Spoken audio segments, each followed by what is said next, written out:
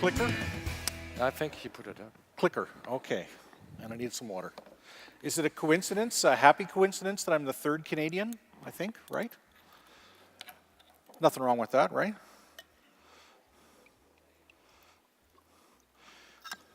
So, well, I thought I would start.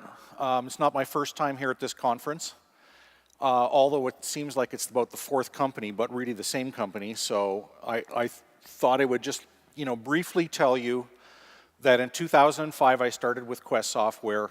We were sold to Dell, I don't know, 4 years ago now. And we were just spun out of Dell and acquired by a private equity firm.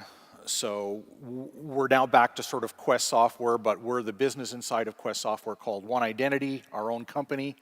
So there you go. And just so you know, I love feeling like a little startup. Almost $250 million in revenue. So it's kind of a cool thing. 7,000 customers, and that's kind of what I'm going to talk about today. I'd love to say that I'm talking about some very strategic things, but I'm going to talk a little bit about some of the observations I've had over the last year and a half around digital transformation. So a lot of us, if you've got gray hair like me, have been at this for a long time. I started years and years ago. Well, I remember writing an application on a mainframe for creating student accounts years ago, before there was even a word called provisioning or identity and access management. But the main thing that I've noticed is we've had a lot of time over the last 25 or so years to gel our identity and access management systems on-prem. We've got a lot of experience with it. All of the vendors, ourselves included, have worked with mainframes, have worked with Active Directory, now Azure Active Directory, and all kinds of different systems. But I'm still disappointed, and I say this of myself also as a vendor, that it still seems to cost an awful lot of money to get an IAM system purchased and deployed. The industry says 3 to 10 times the cost. Your mileage may vary. But the thing I see, and I was even talking to a customer earlier today in this exact situation, customers are forced to maintain, in a lot of cases, on-prem personnel. It's like when you bought the mainframe. When I used to work at the University of Ottawa, we had IBM guys that sat there to help us, right? So this goes on with a lot of different pieces of software. Upgrades are costly. Both from not just doing an upgrade, but the time in doing an upgrade, but just regression testing. Again, a topic I discussed with a customer today is just that regression testing of going from one version to another. And IT has been seen as a cost center, right? IAM is managed by IT. IT is a cost center, therefore IAM is a cost center. So, to me, this is just like some of these things that we haven't, as an industry, fixed over the last 25 years or so. So I wanted to fast forward a little bit to present day. As I say here, the clouds move in and they kind of spoil our perfect weather. And I say that because when I go out and I talk to customers and you ask them, okay, how many on-prem systems do you have? And they say, okay, we've got 7 or 8 or 12 different on-prem systems. And like I said in the previous slide, we sit down and we do the connector for Active Directory, and we do the connector for this, and we do the connector for that, and everything's done and up and running. And then you start now talking about customers and what they're doing in the cloud. And a few years ago, it was the same kind of thing. You had maybe Salesforce and you had ServiceNow. Nowadays, there are some of our customers that literally have 1,200, and I'm not kidding, 1,200 different cloud systems they're trying to connect to, okay? It completely boggles the mind and can boggle any system.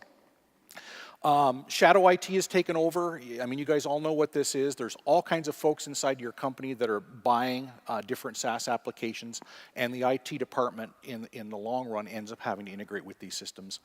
A lot of these shadow IT systems are being bought, or these SaaS products are being bought in this sense, and they're being thrown away when people don't want to use them anymore, or they find something that they don't like. I might sign up for something, I might not like it after a month, and I toss it out. It's very easy to do that. So in some ways, the IAM products are getting this sort of forced onto them. We get asked these questions. I want to be able to switch off your product real easily. Why can't I do that? Or how do I do that? And you know, this pressure is constantly there around what I would call the traditional IAM vendors like myself and others about reducing pricing, reducing costs, just everything related to an acquisition. So one of the things that's been going on, and I watch very closely, is this whole aspect of customer IAM. It's evolving as a segment, and the key thing where I see this sort of interplay is between customer IAM and digital transformation. There are so many companies that are putting up, beside their identity management system, their traditional identity management system, a customer identity management system with the whole, you know, the whole perspective of getting closer with their customers. And it started to make me think about digital transformation within what I do on a day-to-day basis, which is try to set the strategy for what we're doing with our own products. So as I say here, I don't feel that we have been. Now, I'm sure some of my competitors would want to argue that with me, but just generally speaking, I don't feel that we have transformed ourselves as an industry that well. And I'm not sure what everybody else is doing, but I just wanted to fill you in on some of the things that, you know, we're starting to do and some of the things that I think are quite positive. So one of the things that I think is quite important is pricing. We've been spending a lot of time internally talking about this and removing the lock-in around pricing, doing things that make it a lot easier for our customers to purchase. Unfortunately, or fortunately, depending on which side of the fence you live on, it makes it easier for customers to throw away software also. I think that's hugely important because, to be honest, until there's pressure on the vendors like myself that a customer can walk away from a product, they're not going to improve the products as fast as they probably need to be improved. Another area, and again, something I talked about today with a customer, is deployment. Wanting to deploy a product in new fashions where customers can deploy something on-premise if they want it, they can deploy it in the cloud, they can deploy it in their own private cloud, they can deploy it on Amazon, they can deploy it on Azure, wherever they want. And from that, we think that Docker is going to be a huge change for us in particular, but also for other vendors that want to follow suit. This started with a couple of customers that came to me over a year ago and said, you know, could you please help us take Microsoft's money? And I didn't quite understand what they were talking about, and then they said, well, we get all these credits for Azure, and we'd really like to run your software in Azure because if we ran your software in Azure, we wouldn't have to pay any costs for spinning disks because we've got all these credits. And I began to think a little bit about that, and you know, with sort of where Docker was going, we made this decision that we were going to invest fairly heavily in Docker and allow customers, whether it's on Amazon or in particular on Azure, where a lot of the enterprise customers do have Azure credits, to run our software for free, at least from an operating cost. So very important to us. Also, the same thing around allowing your partner to do something. Again, a lot of customers come to us and say, we want our partner, our preferred partner X, to run this software and manage this software on our behalf, but we want them to run it in their own data center, or they want to run it in their own data center. So again, Docker is a perfect solution for that. So the other thing, again, faced with this problem of how do we connect, in particular we did this for this one customer, this is how the thinking all started, was how do you integrate 1,200 systems with your identity and access management stack? It is not an easy task. I mean, even if you think that you can create a connector to system X and it takes 1 week of creating it, testing it with your different systems, running some use cases, etc., putting it into operation will take 1 week and multiply it by 1,200. That's a lot of weeks. So we thought a lot about it, and we said, well, you know, SCIM is the answer, which is a standard. It was great to talk about standards, you know, hearing Pam talk about them. But unfortunately, very few people support SCIM. We support it. Some of my competitors support it. Other folks support it, but they only support it in a very basic sense, and we can't just integrate with everything through Skim, unfortunately. So we took a little different tack, and I want to tell you what we did, which I think is quite interesting. We decided, rather than taking the approach of let's go out and tell every customer that or every third party out there that you should support Skim, we basically stumbled across a really interesting product. It's an integration platform as a service, iPaaS. If you don't know anything about iPaaS, I will invite you to take a look at that as a takeaway from my presentation. You may have heard of Dell Boomi. You may have heard of MuleSoft. Those two products are iPaaSes, both highly rated. And of course, we ran into the Dell Boomi product when we were part of Dell, which was interesting and a great takeaway for us. So what we basically decided to do was we took this iPaaS product. Like I said, you could use MuleSoft, you could use Boomi, and we wrapped Skim around it so that we could talk to the iPaaS product using Skim, and the iPaaS product would talk to everything up there in the cloud. And all these iPaaS products are built to do the same thing: transform data from one cloud system to another cloud system. So you need to take data like we do every day out of an Oracle system and feed it into Salesforce. You need to take something out of Salesforce and feed it into our marketing system. We do that every day using an iPaaS. And the idea at the time was, well, wouldn't it be great if some of that data that we could transfer from one system to another was identity data? So what we basically did was we wrapped this around Skim, and basically using Dell Boomi, we can connect to any of these different systems. Now, the nice thing about it is, because we have Skim on both sides of the equation, anybody, either by writing a program that talks Skim or by using a product that talks Skim, could connect to this to connect to any of these systems, okay? So the nice thing about it is you only have one connector to deal with, a Skim connector, not 1,200 connectors like the customer that we were dealing with. So whether you're using Oracle's product, or you're using Microsoft's product, or you're using somebody else's product, you could theoretically do this if you wanted to. And it's an open API, so there's nothing that really stops anybody from doing that. So that's kind of one way we're trying to digitally transform that aspect of things.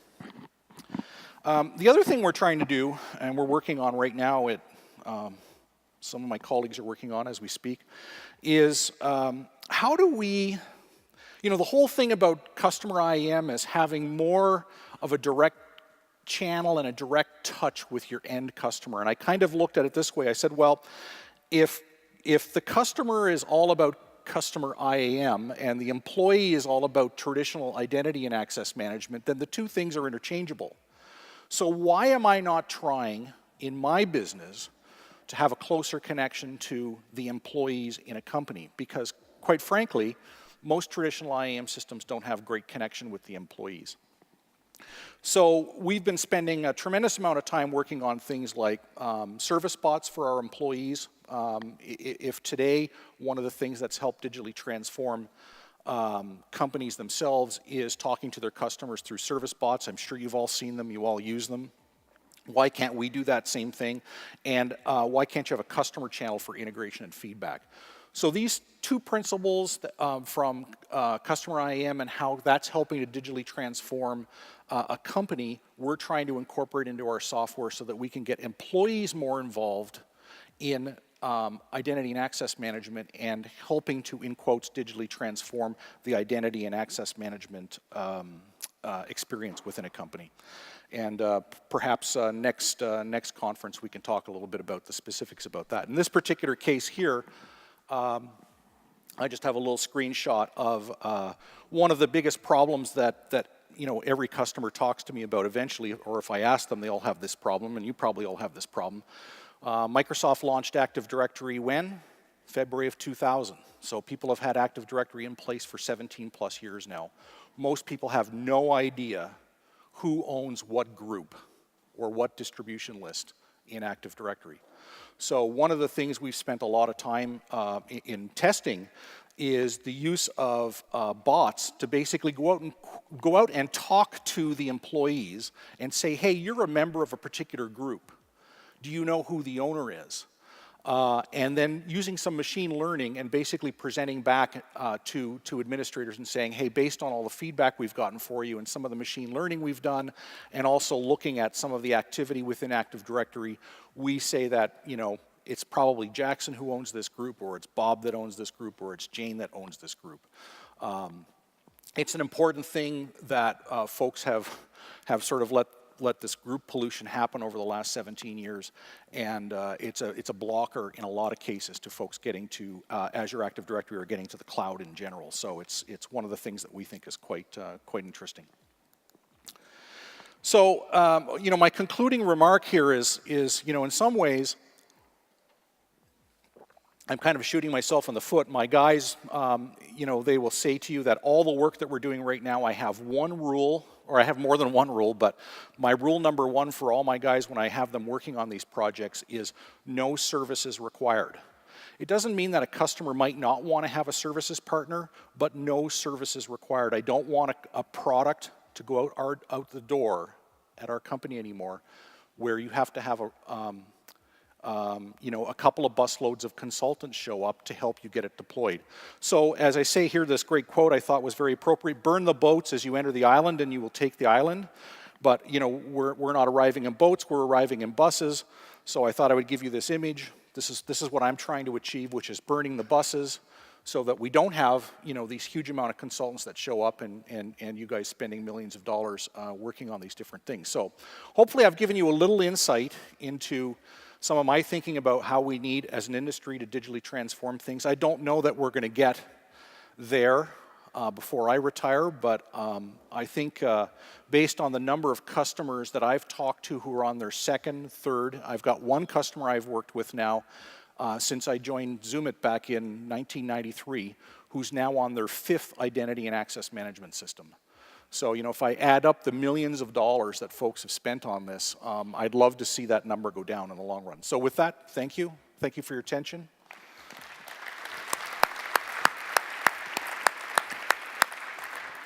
Thank you very much, Jackson. One very quick question. Sure. So you showed the example of integrating iPaaS into that landscape for easing the integration in the landscape. This is only a first step in the digital transformation of IAM, right? So it's opening up, so to say, the space. Yes. Do you have any more ideas where digital transformation could happen? Well, I think part of that was what I showed in the I think it was my second slide around bots and artificial intelligence. Yep. Some of it I don't want to get too much into because it's competitive advantage for us, but like I said, by this time next year, I'd love to talk more about it. Very interesting. Yeah, but yeah, definitely there's more needs to be done than just that. Okay. Thank you very much. Thank you, everybody. Thank you. Yeah, you're welcome. Thank you. There's a break.